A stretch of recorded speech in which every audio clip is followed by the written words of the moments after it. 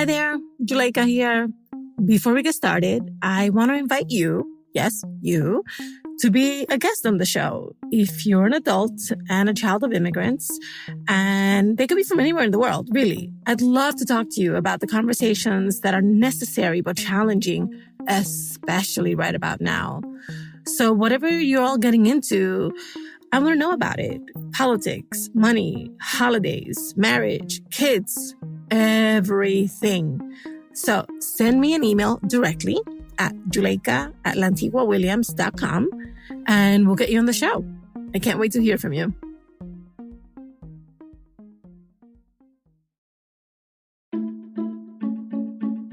Hi, everybody. Today, I'm speaking with Vanessa. Vanessa was born in Colombia and moved to North Carolina with her family when she was a child. She has always been a driven and hardworking student and has big plans for a medical career. Earlier this year, Vanessa decided she needed to take a break from grad school and was really nervous about telling her parents. Let's get into it.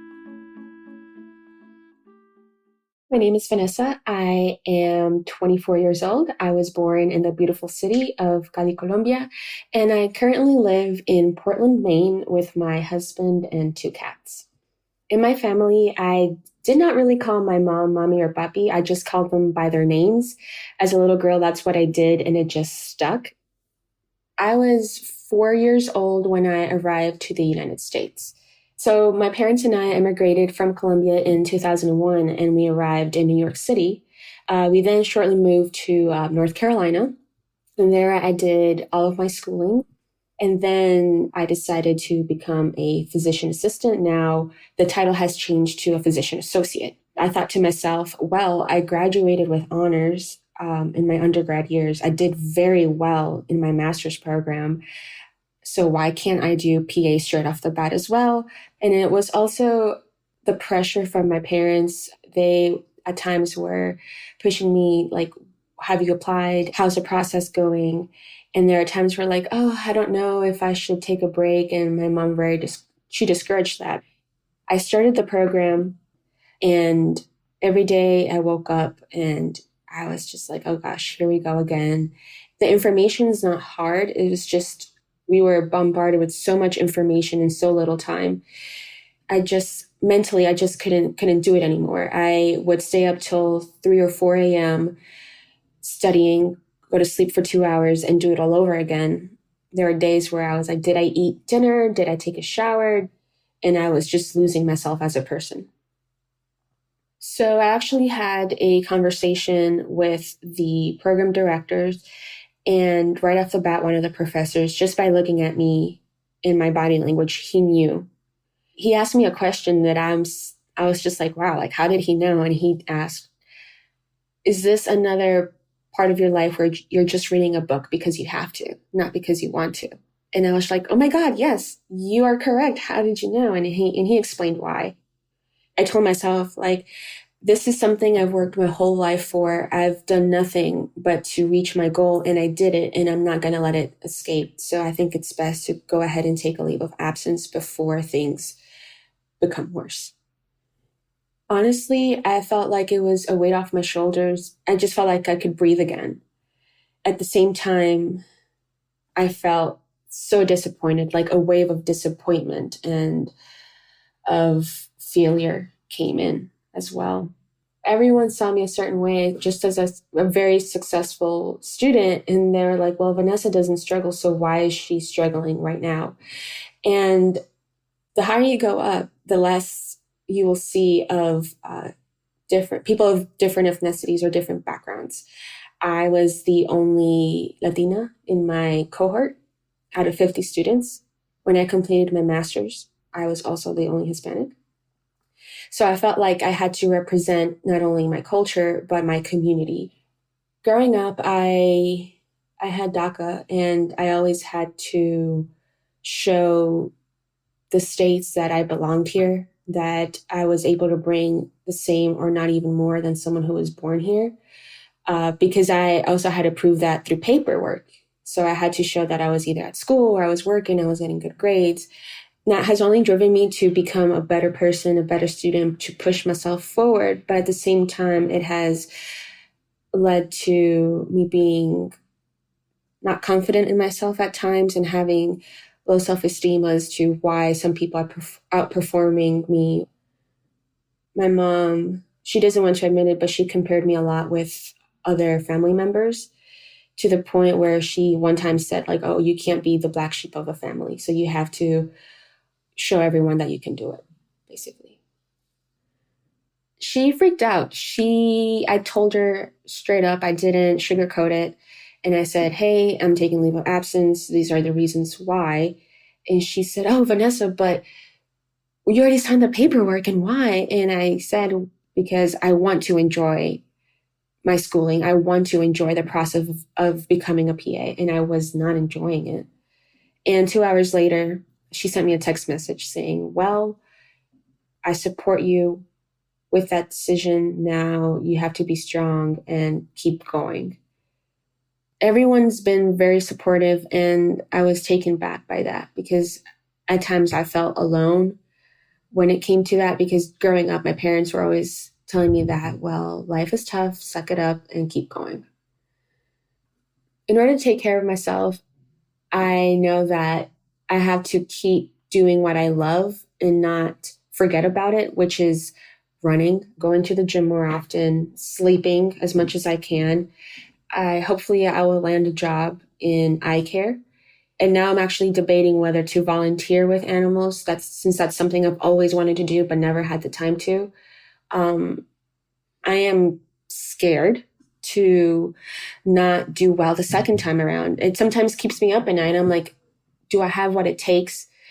At times I'm like, yeah, I'm doing pretty great. And at times I'm like, oh no, I'm not. And here we go again. It's a cycle. Juleka here, dropping by to let you know that How to Talk to Mamí and Papí About Anything is supported by First Republic Bank.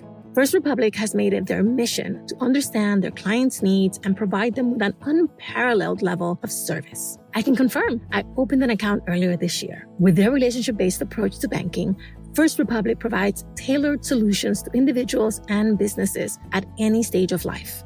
Whether it's opening a savings account, buying your first home, or starting a family, First Republic's commitment to personal service is designed to change the way you feel about banking. See for yourself how clients always come first at First Republic Bank. Visit firstrepublic.com today to learn more.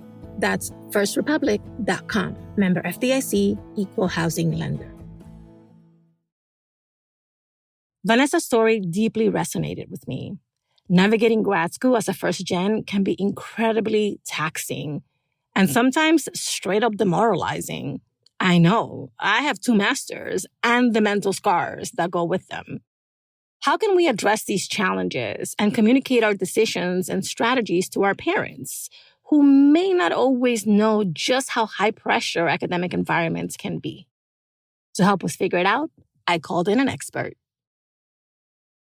I'm Dr. Sunny Nakae, Senior Associate Dean for Equity, Inclusion, Diversity, and Partnership at the California University of Science and Medicine in Colton, California. I'm an Associate Professor of Medical Education and the author of Pre-Med Prep, Advice from a Medical School Admissions Dean by Rutgers Press.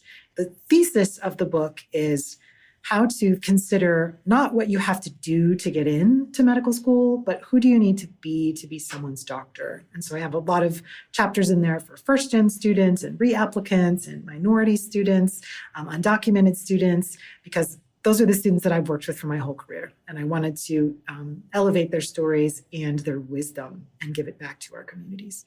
So, Doc, you heard Vanessa's story. What did you hear in her story as you listened? You know, I just wanted to reach through the recording and just hug her. She was so hard on herself. I wanted to tell her how strong and phenomenal she is. And just hearing her story, I just heard such a familiar experience of students who are the first and the only, who have just a much more difficult journey on top of things that they've already overcome. So let's talk a little bit about some of the challenges that you have seen your students grapple with and overcome over the years. And What is at the basis of those challenges, both on the personal and on the educational side? The three big ones that came up as I listened to Vanessa's experience was one, stereotype threat, being the only Latina in a lot of the educational context that she was in.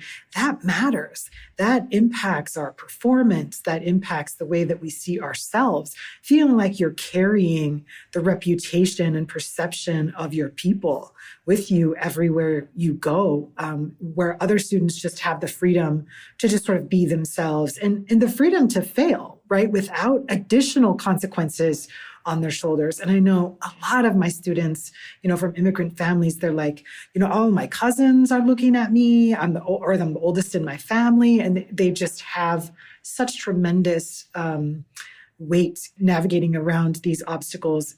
The second one was imposter syndrome of just not feeling like you're enough. You don't feel like you fit in, or you just really wonder if you got lucky, you question yourself. But it's a whole different thing in the context of racism and sexism and all the intersections of oppression and white supremacy that our institutions, steep us in as we go through this journey. So it's one thing to feel like an imposter in a new professional space.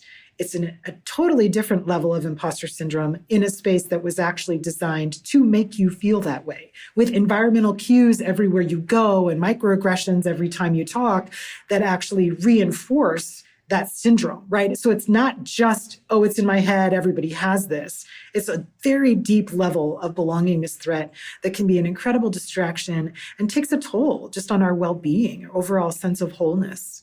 Mm-hmm. What's the third thing that you notice? The feeling of uncertainty, of not knowing what you don't know. With every decision, you wonder, is there something I don't know about repercussions of this decision that's going to haunt me later? And then, Vanessa's experience of not being able to reassure her parents that this was okay, right? Because I tell my medical students all the time, this is your first time going through medical school, and hopefully your only time going through. So there's just some things that you're doing all of it for the first time. And we don't love that feeling, right, of not feeling good at something when we've worked so hard to feel that way. So I'd like to tell a story about my daughter. When she was in fourth grade, we signed up for a 5K. And it was at this huge racetrack, and there were thousands of people at this 5K. And we set a goal to finish in 30 minutes, which I thought was pretty good for a fourth grader. And so, we started running, and sometimes we walked and sometimes we ran, and we had finished in 32 minutes, and it was like, okay, well, we missed our goal. And then later I actually looked at my app that was using to track, and we had run around so many big groups of people. In other words, we'd made so much lateral movement around other people that we actually ran 3.5 miles. Which meant that we met our goal, but I was comparing it to all the other 5Ks that I'd done before, and using very different parameters. And I think, for first gen students, we have to account for that lateral movement around obstacles in the emotional energy that it takes away from. Doesn't mean you're not brilliant. It means you're more brilliant. Right. And you have to give yourself that credit and don't compare, everything that you're doing to what you see your peers doing, because they may not have those same challenges. It's so hard because we tend to compare ourselves, and education steeps us in comparison, right? It's really hard to honor yourself in your own journey when you're constantly getting messages that you're not enough. So I want to go back to something you said, which seems antithetical to the ethos that immigrants and first gens grow up with. Freedom to fail? What's that? Yeah. Yeah, we carry the hopes and dreams and sacrifices and trauma of our families of origin and their immigration histories and stories with us, and often our parents and our loved ones carry the sadness of what they left behind. And it is the hope in our achievement that gives them the ability to cope with that sadness. But as hard as it is, you got to really try not to take that on, and really some recognition of even the trauma. I've talked with a lot of my undocumented students about the histories of trauma that they didn't even realize they were carrying. Students feel so alone in their experiences until they find a trusted, protected space where they can talk to someone else and go, wow, that was my experience too. Yeah. Yeah. Two things here that I want to recognize. One is that Vanessa's story repeats itself tens of millions of times around the US, and that sometimes the aren't other people around to talk to, right? Because you are the first, or you are the only, or you have reached a level where you yourself have opened the door, hopefully, for other people to walk through in the future. So what are some of the signs that a person like Vanessa can observe in themselves to sort of take stock of the fact that they are letting themselves put a lot of pressure on themselves, and that they're overburdening themselves with things that are not really theirs to be burdened by? And then what do they do after that? The self-recognition and self-compassion in high achievers is so hard.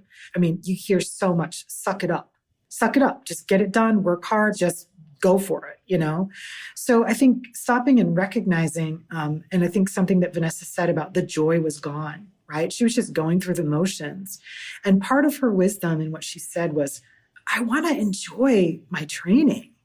And you deserve that, right? Like, you busted your tail to get this ticket to this amazing ride. And you don't want to go through it with a blindfold on and earplugs in, because you're so dulled to that experience by the stressors. And I try to keep in mind, in my program, what got me through was that my advisor kept telling me, what you're studying, I did a PhD in higher ed, and I was really looking at access and equity issues. And he said, this is not for you, it's for the world. Right? It's so much bigger than you. And so you are the conduit that is going to come through. And so for Vanessa, becoming a physician associate, is so important. And what she's learning is for her patients. So if she can't get to a place where she believes that she deserves that, well, I'm sure she can get to a place where she believes her patients do. And her patients deserve the best version of Vanessa at the end of her training that she has the capacity for. And she absolutely deserves that as well. And, for her career. But, if this is for our communities and that's who we're representing in these spaces, then our communities deserve our best as well. Yeah, but there's our family, Yeah. who is sort of indirectly part of the community, but they're special. You rolled your eyes. I just want everybody to know. How does Vanessa, someone in Vanessa's shoes, how do we prepare to have this conversation with our parents? And please talk to me about some resources that might be available on campuses for those people listening, where you can go and get advice, counseling when you're feeling stuck. So having that conversation with your parents is also about recognizing that you are an adult child. So you are not asking permission for this decision. You are invested in your relationship enough to share it with them and to talk with them a little bit about what's going on. The threat of suicide is very real, particularly in medical education, with medical students. I have lost 3 students to suicide in my career. And, these are highly accomplished students, but we're just very susceptible to burnout. And so part of it is just normalizing.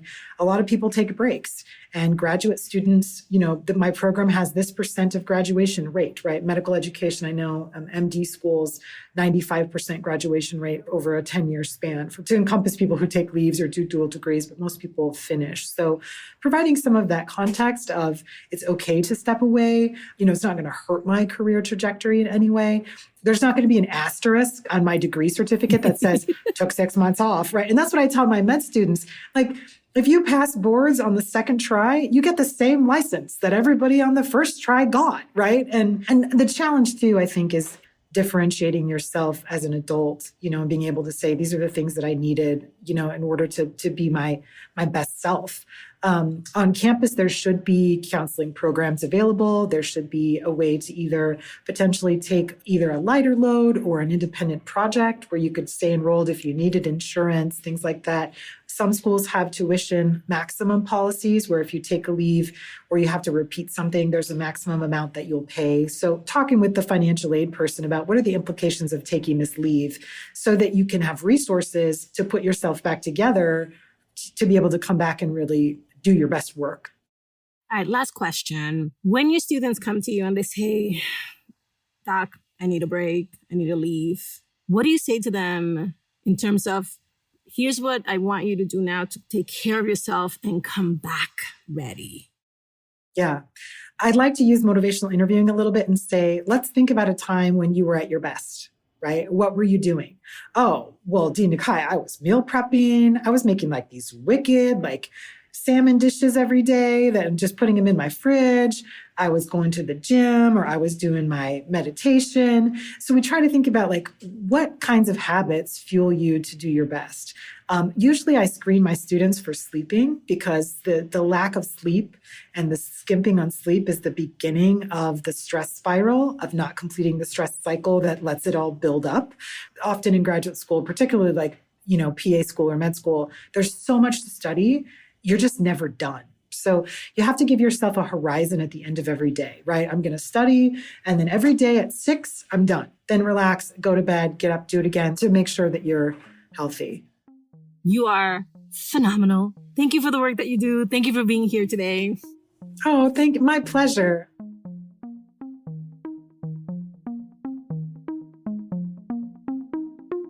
All right, let's recap what we learned from Sunny. Reclaim the freedom to fail. Try not to take on additional burdens that are not for you to bear.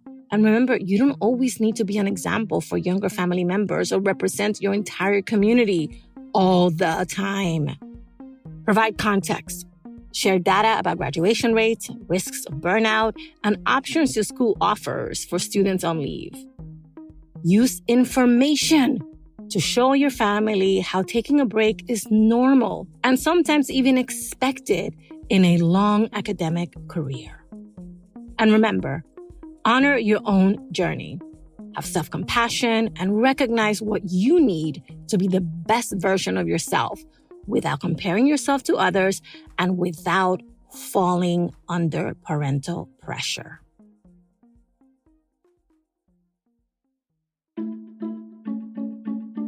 Thank you for listening and for sharing us. How to Talk to Mamí and Papí About Anything is an original production of LWC Studios. Virginia Lora is the show's producer. Kojin Tashiro is our mixer.